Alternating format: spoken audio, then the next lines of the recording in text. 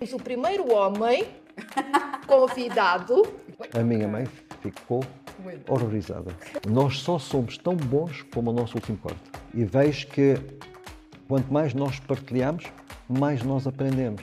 Nada fiz eu sozinho. Eu era praticamente o Cat Stevens, não era? És uma inspiração a vários níveis.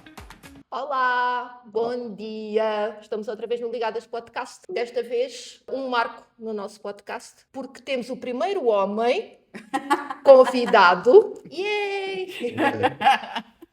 Não é um homem qualquer. Não é um homem qualquer. Nós tínhamos decidido que desde o início o nosso público é feminino, mas os nossos convidados não seriam só mulheres.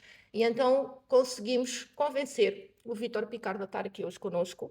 Foi preciso uma grande cunha. Porque não é um homem que gosta de aparecer, não é, Vítor? Sim. Sou mais backstage. Mais backstage. Eu acho que o nome diz tudo, mas de qualquer forma vou tentar aqui descrevê-lo de uma forma isenta. O Vítor este ano comemora 50 anos de profissão, que é realmente um Não marco. parece?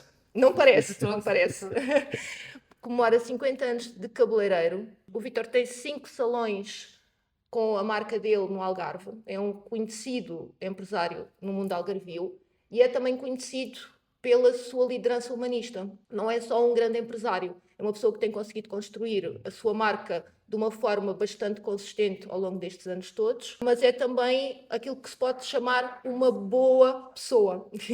E ter alma para o negócio, para mim, passa muito por isso, por ser uma boa pessoa. Isso é que faz um bom empresário, não achas, Marília? Então, o Vítor este ano vai comemorar os 50 anos de profissão. Muito recentemente ganhou um prémio fantástico. O top 20, entrou no top 25 da Forbes como um dos melhores do setor em Portugal. E isso também foi um grande marco na tua carreira, acho eu. Pois, no segmento de empresário. E também formaste centenas de pessoas nesta profissão ao longo destes anos. E eu vou começar já aqui com a primeira pergunta. Antes de mais, vamos agradecer ao Vítor, porque realmente ele estar aqui, não é? Um prazer. É um prazer fazer parte do vosso projeto, que acho muito bem. Obrigada. Primeiro que tudo, uma curiosidade. Há 50 anos, não é? Tu tinhas 16 anos, só aqui um à parte. Correto. Como é que foi escolher uma profissão que está associada ao feminino? Como é que a tua família reagiu, os teus amigos e até a comunidade? Como é que foi essa... Ainda te lembras? Perfeitamente. Ao sair da escola, a minha mãe era dona de cabeleireiro e almoçávamos lá, na área do staff, e depois do almoço juntava aos cabeleireiros da minha mãe. Uma delas ainda lembro perfeitamente, que chama-se Gina, e ajudava-los. Naquela altura também era a fase de... E a grande moda lá era as permanentes. Muitas permanentes. Estamos Muitas a falar da permanentes. década de... Nós estamos nos anos 70. Ok. Ok, 76 concretamente. E ia lá, e para fazer permanentes havia sempre aquelas duas vertentes, é passar o bigode e passar o papel. Portanto, comecei-me a sentir simplesmente confortável no ambiente feminino, porque aquilo praticamente antes não havia o unissexo, era só mulheres. E comecei-me a sentir mais relaxado no ambiente feminino. Nunca pensava em ser cabeleireiro naquela altura, nunca. Era uma coisa que eu fazia quase às escondidas. E já havia cabeleireiros homens? Havia barbeiros, Certo. apenas barbeiros. Ok. Mas era ou de mulheres ou de homens. Nunca unissexo. Portanto, eu seria então o único homem dentro do salão da minha mãe. O salão chamava-se Nita Cabeleireiros, essencialmente também para a comunidade portuguesa que existia na Rodésia, na altura. E pronto, passei para ir praticamente quase todos os dias. Acabava a escola a 1h, ia almoçar com o staff, no salão da minha mãe, e logo depois do almoço juntávamos às cabeleireiras e pronto, começava lá então a fazer o meu trabalho. Varrer chão, que ainda faço hoje. É uma coisa que não vou abdicar de fazer e nunca. Faço parte de uma equipa. Nunca considerei mais ou menos de qualquer um outro e partilho praticamente o apoio com toda a equipa. Ora, quando saí da escola, fui tentar arranjar trabalhos diferentes. Um era para o Estado, que é uma companhia que chamava-se PWD, que é o Public Works Department. Estive lá praticamente 3 semanas. Percebi imediatamente que não era para mim. Depois se saí, juntei-me a um banco, também para fazer uma secção que chamava-se Bills naquela altura, que durei 2 dias, praticamente. Era casaco, era gravata, e isso já na minha escola, praticamente, na Rodésia, que naquela altura era praticamente um sistema completamente inglês. Éramos obrigados a ter o cabelo curto, éramos obrigados a utilizar gravata, manga comprida, Blazer, né? blazers, Já exatamente. estavas Sim. farto disso. Chapéus, meias, sapatos engraxados, o cabelo não podia tocar na gola, né? Portanto, uma disciplina muito grande. E o banco para mim não me servia. Portanto, saí de lá e, por acaso, naquele dia, quando me despedi, fui ter que dar umas galerias de comércio e havia lá um salão de cabeleireiro.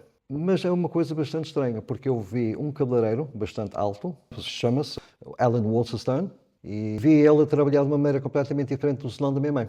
E aquilo foi bastante interessante para mim, porque ele tinha um copo de vinho, o cliente também estava a beber vinho, estamos os dois num ambiente completamente social. Isto era outro nível daquilo que eu estava habituado no salão da minha mãe. Achei aquilo bastante interessante, comecei a ver, acho que passei pelo menos uns 40 minutos a observar o que é que se passava lá dentro do salão e a diferença que havia do salão da minha mãe e a partir daí eu acho que o cabeleireiro lá dentro, o Alan, começou-se a sentir um bocadinho desconfortável, né? Com esta pessoa observado, completamente observado. Veio para fora e disse, rapaz, o que é que queres? E nessa pergunta disse logo, quero ser aprendiz, qual é que é as possibilidades de eu ser aqui aprendiz neste salão, a trabalhar consigo? Não por causa do vinho, mas sim pelo ambiente. Exatamente, porque eu vi então assim um homem a trabalhar dentro de um salão de cabeleireiro que para mim era uma coisa completamente inédita naquela altura. O salão chamava-se René Rusch, por acaso o dono do salão era um senhor da Áustria. Ele chamou-me para dentro do salão e disse-me assim, sente-se aí rapaz, chamava-me sempre rapaz, que eu depois da minha cliente, depois já vamos conversar. Isto eram 5 horas da tarde. Saí de lá às 10 da noite. Incrível. Já me tinha esquecido completamente que o meu pai vinha-me buscar. E eles não sabiam de mim, naquela altura obviamente não havia telemóveis. E ele é que me convenceu praticamente qual é que era o mundo de cabeleireiro a nível internacional. E fiquei tão fascinado com aquilo, voltei para casa e a primeira coisa que eu disse aos meus pais quando cheguei a casa, antes de levar um puxão de orelhas, por ter chegado bem dado, exatamente. E disse aos meus pais, olha, amanhã eu começo a trabalhar. E o meu pai, fantástico, então o que é que aconteceu com o banco? Disse, não, o banco já foi, pai. O que é que queres fazer então, afinal? Disse, eu quero ser cabeleireiro. A minha mãe ficou horrorizada. Uau. Ela é que disse, Vítor, impossível. Não quero que um filho meu seja cabeleireiro, por favor, não deis essa vergonha. Uau. E o meu pai, que maravilha.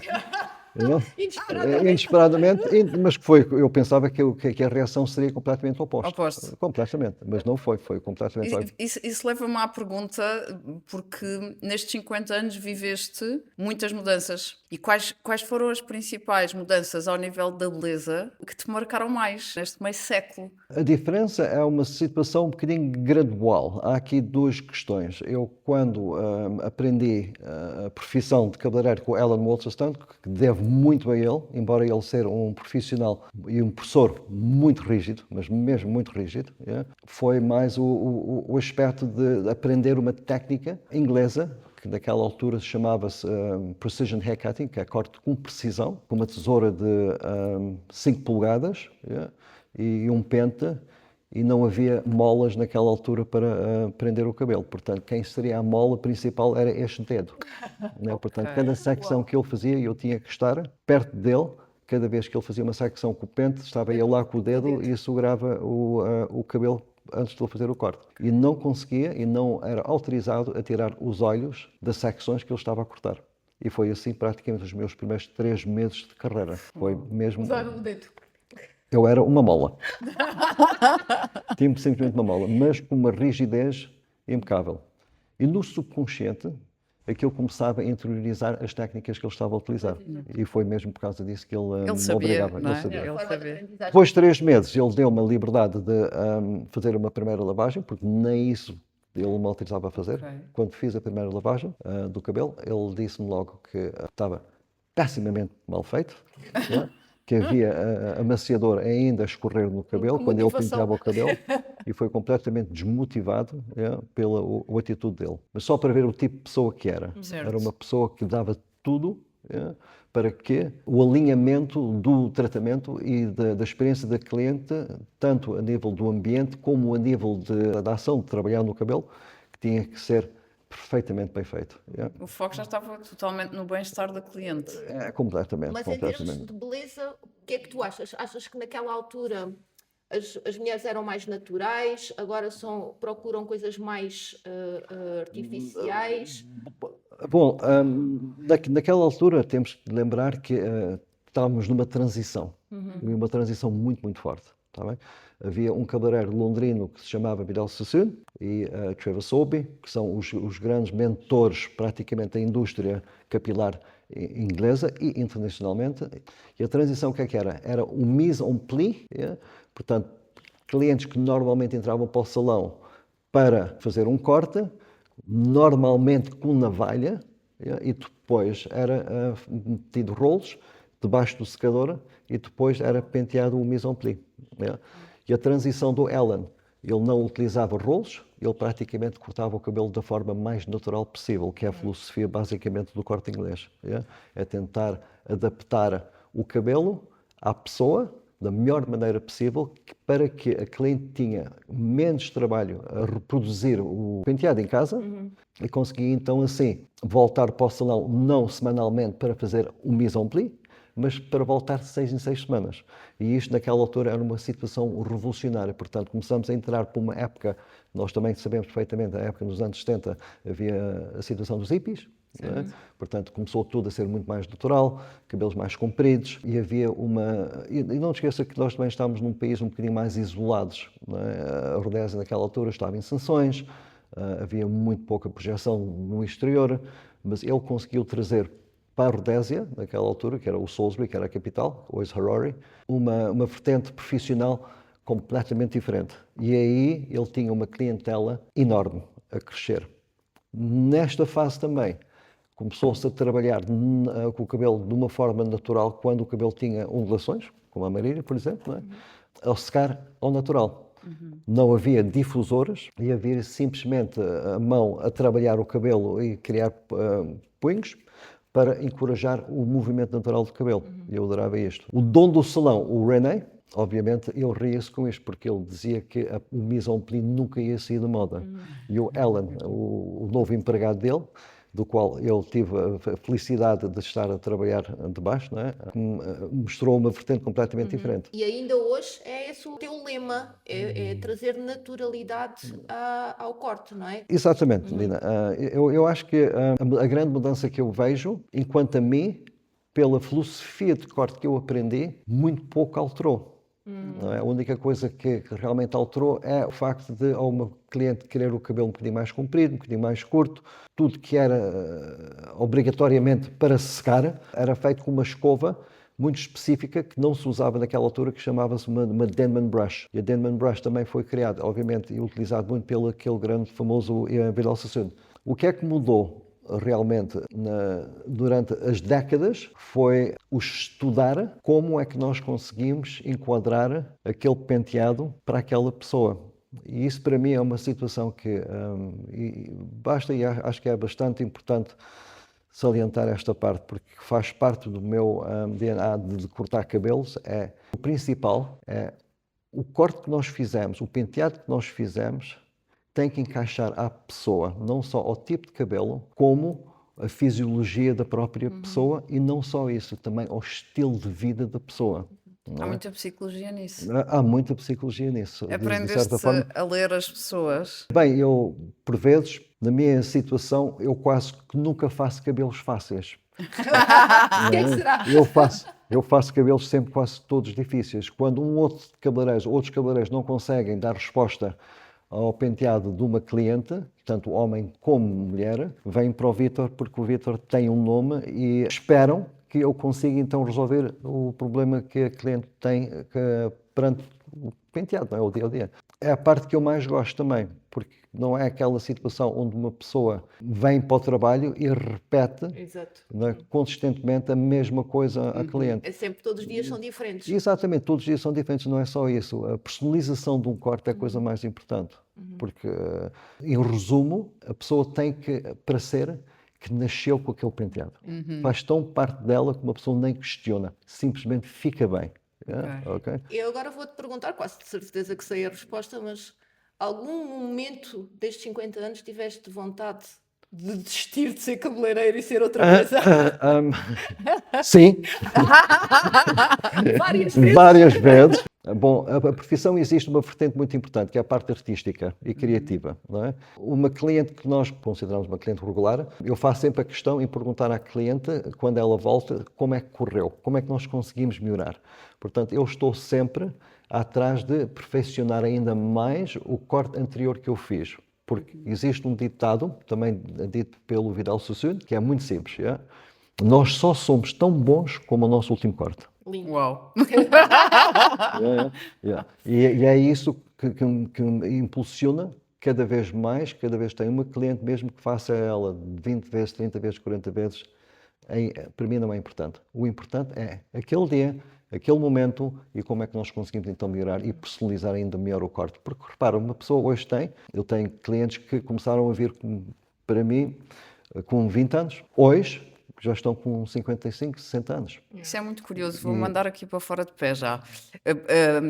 Vêm-me assim estas coisas, com o tempo que tens de profissão e com esse seguimento de clientes que tinham 20, hoje têm muito mais. Existe uma velha máxima que nos diz que uma mulher, quando faz uma grande mudança de vida, faz um grande corte de cabelo. É verdade. É verdade, é verdade. Era isso que eu queria É verdade, saber. é verdade, é verdade. Se também confirmas e como é que vives essa experiência, porque como acabaste de dizer, tentas melhorar de um momento para o outro, não é? E Corretamente. quando a mulher chega e podes conhecer melhor ou menos bem, mas de repente dás-te conta que vem aí um grande corte de cabelo, como é que lidas à partida com esta abordagem? Bom, isto também tem muito a ver, estranhamente, com épocas. Ok. Né? Portanto, esta época, para mim, é quase a época da caça. Ok? Como assim? Porque as pessoas, no inverno, atraem-se bastante. Né? Ok. Quando chega a esta altura da primavera, The birds as and the pessoas bees. Ok. querem sair um bocadinho fora delas. Tá bem? E estão dispostas a mesmo a mudar e exporem-se um bocadinho mais. Portanto, têm um bocadinho mais de coragem, estão um bocadinho mais abertas a mudanças. Né? E a partir daí, obviamente, que eu aproveito logo. Ok. Né? Ok? Mesmo que... Gostas dessas grandes mudanças? Adoro, adoro. Genial. As transformações, para mim, são as coisas mais importantes. Eu sou e considero-me um cabeleireiro orgânico. Eu não sou, portanto, eu quando saí do Zimbábue, vim para Portugal e ainda que cheguei, felizmente, a trabalhar com uma grande cabeleireira em Lisboa, que chama-se Isabel Queiroz de Val. Na Isabel Queiroz de Val havia bons exemplos de trabalhar com a escova. Naquela altura, acho que sabia fazer 3 cortes. Que com Ellen Waterstone, especificamente, ensinou-me 3 cortes daquilo que eu perfeccionei. E daqueles 3 cortes, a Isabel Queiroz de Val pediu-me para fazer um penteado. E felizmente levei a minha tia, o modelo, e fiz um daqueles cortes. Okay? E ela aceitou. E apercebeu-me que o meu português era muito mau, porque praticamente a minha vida toda foi a escola inglesa. E ela disse, então pronto, então vais ficar connosco e vais começar a trabalhar então no centro comercial em Mavis, onde havia muita passagem e ao lado havia o Hotel Sheraton. Okay. E porquê? Porque havia muitos estrangeiros. Tá bem? E cada vez que aparecia um cliente que falava só inglês, era o Vitor que obviamente, que era o responsável para esse cliente ou essa cliente. Aprendi muita coisa na Isabel Queiroz do Val, mas nunca tinha nada a ver com o corte inglês. Portanto, aí havia uma certa frustração. Foi benéfico para eu trabalhar com a Isabel Queiroz do Val? Claro que foi. Foi muito bom. Foi uma aprendizagem fantástica a nível de trabalhar com a escova redonda. Que é uma coisa que eu não estava habituado a fazer, porque eu ia sempre atrás do movimento natural do cabelo, e isso em Portugal não se utilizava naquela altura. Sendo que depois voltei para Londres e continuei com os meus estudos praticamente na escola inglesa, basicamente, que eu posso considerar que é mesmo uma escola inglesa. Voltando à pergunta principal, se eu gosto de fazer transformações, eu acho que é a parte mais interessante para mim. Né? É ter aquela confiança que a cliente impõe em mim para criar um novo visual. Porque, repara, não sou um estilista, sou apenas um cabeleireiro que tenta moldar e formar uma imagem para a cliente que ela consiga repetir em casa. Isso, acho que para mim é onde a minha profissão tem mais valor. Nunca me canso de vir para o trabalho e fazer mais um corte, mais uma personalização de um corte, mais uma abordagem para conseguir satisfazer uma cliente. Porque isso, ao fim e ao cabo, é o que é o mais importante, não é? Satisfazer a Sim. nossa cliente, não é? E depois partilhar conhecimentos, não é? Com as minhas equipas. Sim. É. Pois é isso que eu te ia perguntar. Tu tens uma abordagem muito interessante dentro da profissão, que eu acho que até é isso que te distingue de muitos outros empresários deste setor, é que tu dás formação contínua às tuas equipas, não é? Achas que isso está na base também do que é que distingue um bom profissional neste setor e um menos bom profissional neste setor? Atenção que nós temos cabeleireiros aqui a nascer tipo cogumelos, não é? Há salões de cabeleireiro por todo o lado, não é? Completamente. A tua resiliência ao longo destes anos todos, com certeza estás a fazer alguma coisa bem e alguma coisa diferente, não é? E Estou achas que tem a ver com essa parte da formação? Tem sempre, eu acho que tem sempre. O Alan Wolstenstein, lá está, ele disse-me uma coisa bastante importante logo na entrevista que me fez, com aqueles 16 anos, é que ele disse uma coisa bastante importante. Eu vou-te ensinar, mas para o bem da nossa indústria, tudo que eu te ensino, tu vais partilhar, porque a nossa indústria tem que crescer. E quando cheguei a Portugal, era completamente ao contrário. Não gostavam de partilhar os conhecimentos. Achas que já mudou? Não o suficiente. Acho que os cabeleireiros que passaram por mim são as minhas maiores concorrências e tenho muito orgulho em que eles estejam com sucesso, porque porque muitos cabeleireiros têm um certo receio em dar formação para depois eles saírem, instalarem-se nos seus próprios salões e tirarem a clientela. E essa é a coisa mais natural. Se eu tenho a liberdade de abrir o meu próprio salão e ser o meu próprio empresário, porque é que os outros não o fazem? Não é? Isso é uma visão muito diferente do que nós estamos habituados, não é? E foi aí mais o crescimento da empresa. É mais por causa dessa filosofia de partilha de conhecimentos. E depois uma outra situação que é a humildade. Não é? A coisa mais importante, acho que dentro de uma empresa, é haver uma certa humildade onde todos são únicos, todos têm os seus problemas profissionais, pessoais, e temos que olhar para cada um de uma forma pessoal e individual. Tal liderança humanista, não é? Sim. Que é aquilo que tu dás formação. É muito engraçado por isso mesmo. Eu dou formação na área da liderança mais humanista, até um pouco mais holística, e levamos muito para esse caminho. Não é? Porque tem a ver com esta mentalidade que existe aqui, não é só na tua área. Eu ouço em muitas áreas profissionais as pessoas a dizerem que um dos grandes problemas aqui, até quanto mais as pessoas fazem formação fora do país, mais se queixam disso mesmo. Aqui existe um medo enorme de se partilhar conhecimento. É como se não partilhares, alguém vai... não te roubam aquilo que tu sabes, como se isso te distinguisse. E na realidade, eu acredito que o que distingue muito é essa visão humanista e essa humildade entre as equipas. Como é que tu vês o futuro deste setor, Vítor? Principalmente em Portugal, vamos falar de Portugal. Eu acho que Portugal está no ótimo caminho. Né? Eu acho que cada vez mais existem cabeleireiros mesmo muito bons, dentro da mesma filosofia. Estou a ver a indústria desde eu cheguei cá em 91, 2026 até este ponto, vejo que tanto em Lisboa como no Porto, mesmo no Algarve, existem bons cabeleireiros, mesmo bons cabeleireiros, a nível de coloração, a nível de corte, a nível de atendimento, a nível de ambiente de salão, a nível de experiência para a cliente. Eu acho que essa parte mudou bastante, para o melhor. Yeah?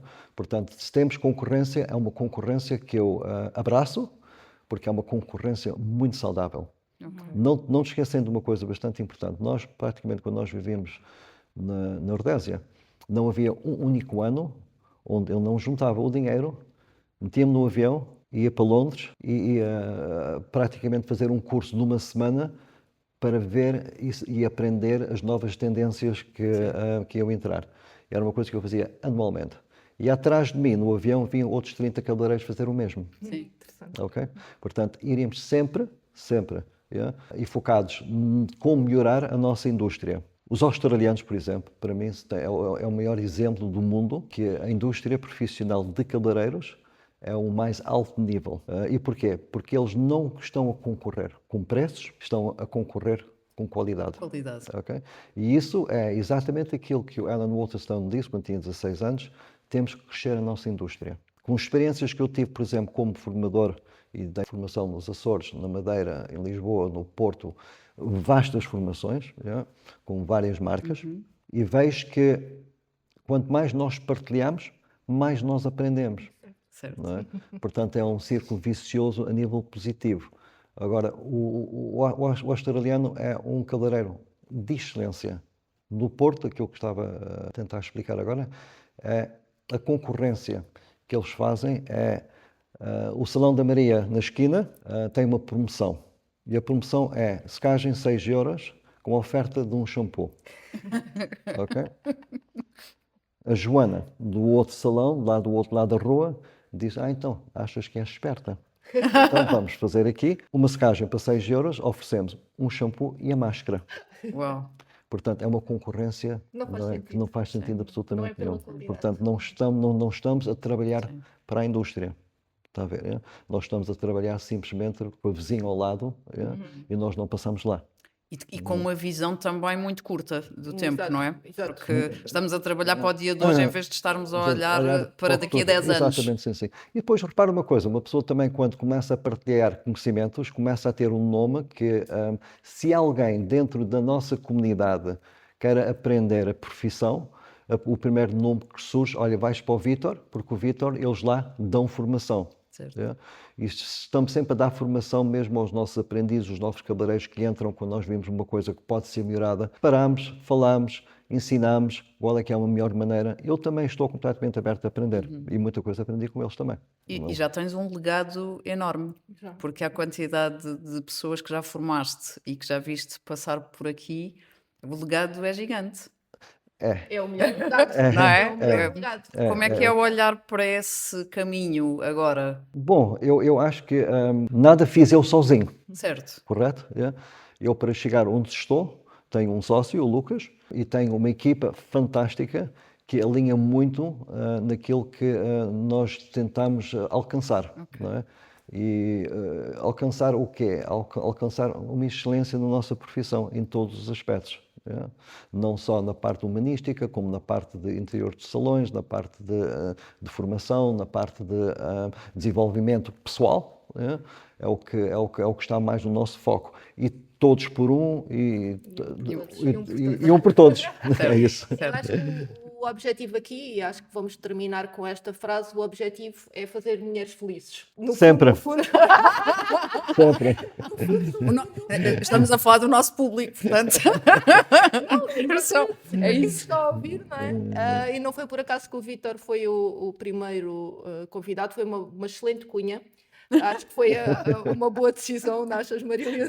Foi ótimo, mas não podemos acabar aqui, Vítor. Tenho que fazer uma pergunta. Posso? Como é que foi lidar com a mãe? Até quando é que a mãe aceitou finalmente o filho cabeleireiro? Quando ela começou a ver a minha felicidade, daquilo que era, sair da cama com um sorriso na cara e ter o sucesso que comecei a ter ao longo dos anos. Não é? Incrível. Tu abriste o teu primeiro salão com que idade? O primeiro salão é quando voltei de Inglaterra e de Portugal, portanto foi 1982, na Rodésia. Eu abri lá 2 salões. Infelizmente, o país politicamente não estava o mais adequado para o meu gosto. Para as ideias. E não vi um futuro lá e eu resolvi então voltar para Portugal, onde eu tinha descoberto a linda cidade de Lagos. E foi aí o primeiro E salão. foi aí o meu primeiro salão, porque estranhamente quando trabalhava com a Isabel Coroz de Val, e ela sabia a minha frustração e a minha necessidade de voltar para um meio inglês, o meio mais internacional. Sim. Naquela altura ela tinha um salão em Vila Moura. Ela disse, Ok. olha, eu tenho um salão em Vila Moura, porque é que não vais lá? Eu tenho lá um cabeleireiro que é da África do Sul, de Joanesburgo, também muito como tu. E porque é que não vais lá trabalhar uma semana com ele e depois tiras E umas conhecer. férias? E assim tirei umas férias, e quando tirei as minhas férias aqui no Algarve, fiz desde Vila Real Santo António, com uma mochila às costas, até Sagres. As melhores férias. Foram mesmo. Não esqueças, naquela altura era também, eu era praticamente o Cat Stevens, não é? Era cabelo comprido, Maravilhosa. Era uma barba, está a ver? Oh, Era um verdadeiro hippie, não é? Portanto, e incrível. quando cheguei a Lagos, identifiquei-me completamente, era Claro, isto que eu queria. Lagos, não é? E sempre pensei em Lagos. Quando saí da Ordez, então tive várias opções. Eu ia para a Austrália, para os Estados Unidos ou para a Inglaterra. Eu disse, não, aquela pequena cidade de Lagos é aí que É eu vou. ali. É, E porque aí sou pronto, foi português maravilhoso. e daqui ninguém me tira. Foi o Espetacular. começo. E pronto, e foi mesmo o investimento. Comecei sozinho, fiz um crescimento completamente o que eu considero um crescimento orgânico. Comecei sozinho, comecei a ter muitos clientes, ainda tenho a minha primeira aprendiz comigo, hoje que trabalha connosco, que já é uma boa e excelente cabeleireira. A retenção de pessoal também é uma coisa bastante importante. Acho Sim. que isso fala por si próprio, não é? Sim. Estás a ver, eu tenho 25 anos, 30 anos. Olha, é um enorme privilégio partilhar desta Foi conversa. um Estaria prazer a ouvir as com tuas vocês histórias o dois. resto do dia, porque és uma inspiração a vários níveis, não é? Estamos a falar da profissão, mas também da forma como tu vês a liderança, da forma como tu vês a partilha de conhecimento, da forma como vês a educação, porque não deixa de ser também de forma metafórica. Muito obrigado. Muito obrigado às duas e Obrigada. mais uma coisa. Também gostava de agradecer praticamente a minha equipa toda. Sim. Porque daqui e para um prémio destes, isto não é Conta muita uma coisa que uma pessoa consegue sozinha. Portanto, isto Incrível. tem a ver com o meu sócio Lucas, tem a ver com a minha infraestrutura toda Sim. e estão muito agradecidos, porque sem eles também não estava cá. Maravilhoso. Somos de pessoas e é isto. E é isto. Muito, muito Espero bom. que tenham gostado do nosso primeiro convidado homem. No mínimo, tanto como nós. Tanto Foi, tanto como nós. é maravilhoso ouvir pessoas que têm histórias para contar. O Vítor podia estar aqui uma semana e ia ter histórias para, para contar. E cada cabelo tem Nunca uma história. sabe. E cada cabelo tem uma Maravilhoso. história. É isso mesmo. Até à Então, próxima. Adeus, Beijinhos. muito prazer.